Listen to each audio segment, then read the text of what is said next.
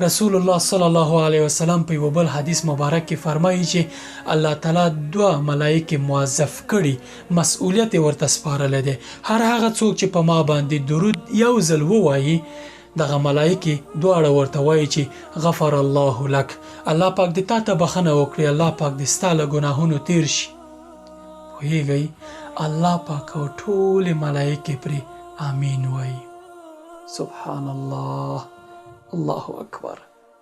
څومره لویه خبره ده. په څومره کوچني کار باندې موږ یوازې په رسول الله صلی الله علیه وسلم باندې یو ځل درود وایو، دوه ملایکې موږ ته دعا کوي چې الله پاک دې درته بخښنه وکړي او د دې ټولو کائناتو مالک او خالق الله عز وجل موږ ته آمین وایي. څومره ګناهګار یو، څومره ګناهونه دې کړي. آیا د بحر تر اوبو تر زګه ډېرې دي؟ په دومره کوچني کار یې درته الله پاک بخښي.